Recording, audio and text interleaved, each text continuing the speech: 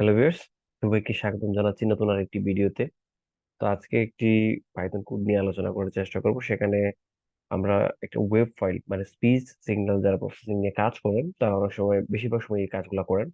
তো অনেকেই হচ্ছে গিয়ে এগুলা হচ্ছে গিয়ে এই যে ম্যাথল্যাবে কাজ করেন, অনেকে পাইথনে কাজ করেন। তো ম্যাথল্যাব এবং পাইথনের ক্ষেত্রে কাজগুলো প্রায় সেম। তো আমি এক্ষেত্রে পাইথন ইউজ করছি এবং পাইথনে কাজ করব। তো আমরা আপনাদেরকে দেখানোর চেষ্টা করবো পাইথন আপনারা এই প্রবলেমগুলোর সলিউশন কিভাবে বের করবেন। দেখেন, প্রবলেমটা হচ্ছে মূলত যে আপনি একটা স্পিচ সিগন্যালের ওয়েব ফাইল যেটা সেটা লোড করবেন এবং সেখান থেকে স্যাম্পলিং ফ্রিকোয়েন্সিটা বের করবেন এবং এই যে প্লট দি সিম্পল ওয়েভফর্ম, এই যে ওয়েভফর্ম যেটা সেটা আপনি প্লট করবেন, মানে প্লট আকারে দেখাবেন। তারপর linear magnetic spectrum, log spectrum of the signal, আপনারা হচ্ছে গিয়ে লিনিয়ার ম্যাগনেটিক স্পেকট্রাম তারপর লগ ম্যাগনেটিক স্পেকট্রাম ওই সিগন্যালের ওগুলো বের করে দেখাতে হবে।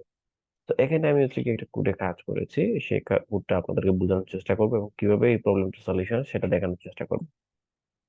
তো প্রথমত আপনার হচ্ছে কি এনভায়রনমেন্টে থাকা লাগবে, পাইথন থাকা লাগবে, জুপিটার নোটবুক থাকা লাগবে এবং ওই জায়গাতে আপনার কিছু লাইব্রেরি ইনস্টল করে নিতে হবে, মডিউল ইনস্টল করে নিতে হবে এইটার ক্ষেত্রে।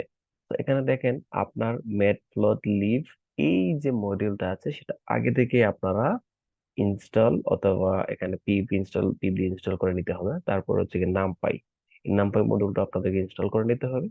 আরেকটা মডিউল হচ্ছে গিয়ে এখানে ওয়েব ওয়েব নামে যে মডিউলটা, এটা ওয়েব ফাইল। এটা ওয়েব ওয়েব নামে আরেকটা মডিউল, সেটা আপনারা ইনস্টল করে নিতে হবে। তো প্রথমে দেখেন আমার এই কোডটার ক্ষেত্রে এই ফাইলগুলো লাগবে। এক্ষেত্রে আমি ওইভাবে কমান্ড দিয়ে দিয়েছি, আপনারা চাইলে ভিডিওটা পজ করে দেখে কোডটা লিখতে পারেন। তো এখানে দেখেন পাই ফ্লোট এজ পিএলটি, আমি পাই এই যে ফ্লোটটা সেটাকে নিয়েছি পিএলটি হিসেবে, আমি পরবর্তী পিএলটি দিয়ে ইউজ করবো। নাম্বারটাকে আমি এখানে ইম্পোর্ট করে এনপি দিয়ে নিয়েছি। তারপর ওয়েব ফাইল দেখেন skyp.io.web ফাইল, এই যে এই পুরো মডেলটাকে আমি ওয়েব ফাইল হিসেবে নিয়েছি। ওয়েব ফাইল যেখানে ইউজ করবো এটা আমার ইউজ হয়ে যাবে। এটা হচ্ছে কি আমার প্রথম পোর্শন। তো প্রথম পোর্শনটা আমি রান করব।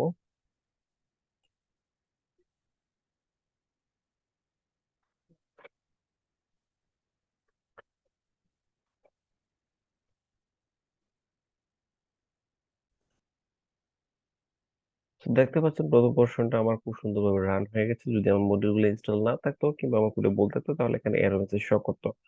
তারপরের যে পোর্শনটা এখানে দেখেন, load the speech signal from a web file, অর্থাৎ আমি একটা ওয়েব ফাইল আছে যেটা স্পিচ সিগন্যাল, সেটা অডিও ফাইল, একটা ওয়েব ফাইল আর কি।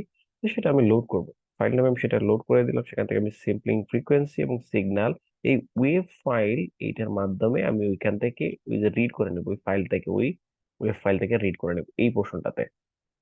তবে আমি পোর্শনটাকে রান করছি, রান হয়ে গেছে।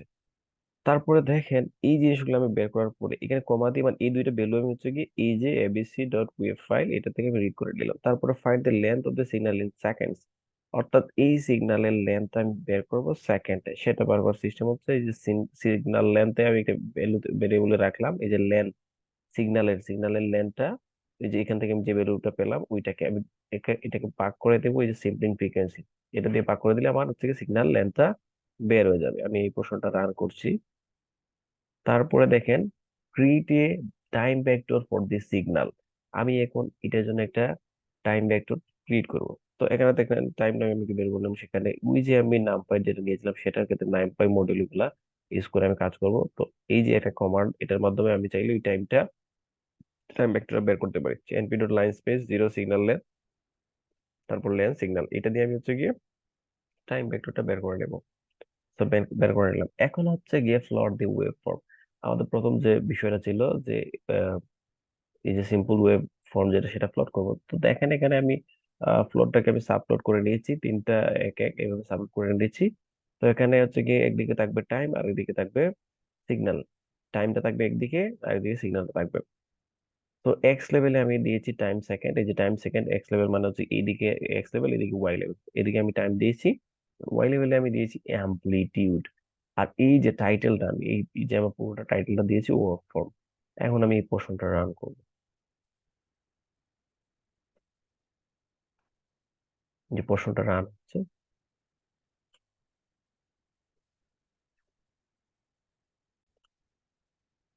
এই যে দেখেন রান হওয়ার পরে এই যে ওয়েব ফর্মটা আমার এভাবে চলে আসছে।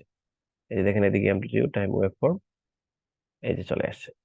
এখন আমরা দেখবো পরের প্রশ্ন, যে স্যাম্পলিং ফ্রিকোয়েন্সি, সিগন্যাল ডাটা, এগুলা আমরা আবার ওই ওয়েভ ফাইল যেটা ছিল সেটা এবিসি ডট ওয়েভ, সেটা থেকে আমরা রিড করে নিলাম। Compute the linear magnitude spectrum using the FFT, অর্থাৎ এই এফএফটি ইউজ করে আমরা লিনিয়ার ম্যাগনেটিউড স্পেকট্রাম সেটা বের করবো। তো দেখেন এখানে অনেকগুলো বিল্ট ইন মডিউল আছে, সেগুলো চাইলে আমরা ইউজ করতে পারি কিভাবে, যেমন ম্যাগনেটিউড স্পেকট্রামে আমরা রাখবো ওই যে এনপি নাম পাই সেটা ব্যবহার করে অ্যাবসলিউট ভ্যালু, ওইটার আমরা অ্যাবসলিউট ভ্যালু নিব। দেখেন এখানে NP dot FFT signal data, তারপরে এখানে দেন কম্পিউট দি করসপন্ডিং ফ্রিকোয়েন্সি ভেক্টর।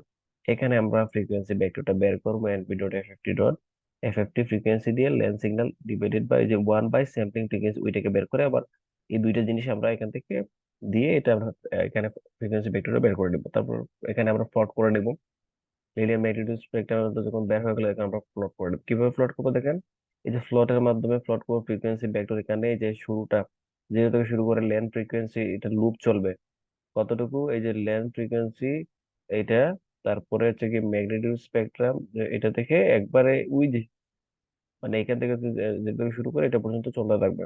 তাহলে দেখেন এখানে কিন্তু আমার দুইটা প্রিন্ট হবে।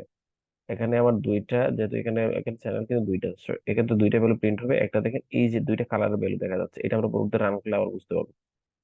এক্স লেভেলে থাকবে ফ্রিকোয়েন্সি হার্টজে, এবং ওয়াই লেভেলে থাকবে এই যে ম্যাগনিটিউড। আর আমরা টাইটেল দিলাম লিনিয়ার ম্যাগনিটিউড স্পেকট্রাম। এখানে প্লট ডট শোর মাধ্যমে আমরা এটা প্লট করবো। সো এই পোর্শনটা আমরা কোডটা রান করছি। এই যে দেখেন আমরা যখন কোডটা রান করলাম তখন দেখেন কোডটা রান হচ্ছে।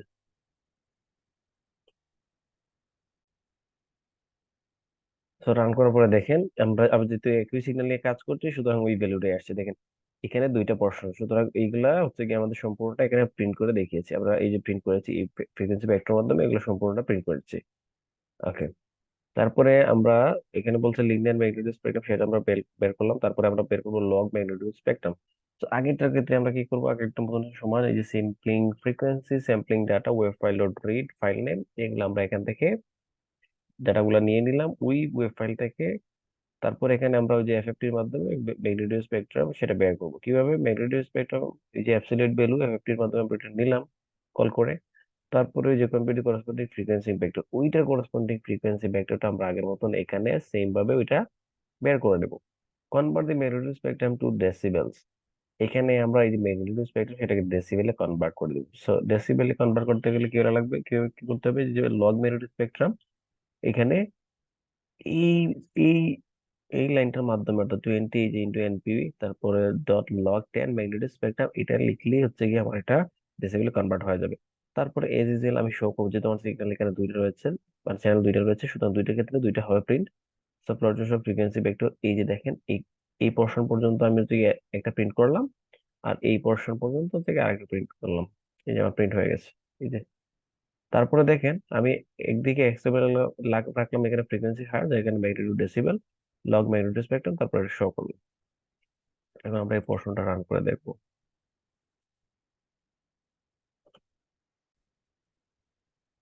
এই যে দেখেন চলে আসছে, রান করার পরে এটা চলে আসছে। এদিকে ম্যাগনিটিউড ডেসিবেল, এখানে frequency hertz, log magnitude spectrum. আশা করছি আপনারা কোডটা বুঝতে পেরেছেন যে আমরা কিভাবে একটা ওয়েব ফাইল লোড করে সেখান থেকে আমরা সিম্পল ওয়েভ ফ্রম সেটাকে প্লট করতে পারি, তারপরে linear magnitude spectrum, log magnitude spectrum ওই সিগন্যাল বের করতে পারি। আশা করছি আপনারা কোডটা বুঝতে পেরেছেন, এবং পাইথন দিয়ে কাজগুলো করা খুবই সহজ, শুধুমাত্র মডেল গুলো আপনার টাকা লাগবে। ধন্যবাদ সবাইকে সাথে থাকার জন্য। এতটুকু ছিল আজকের ভিডিও।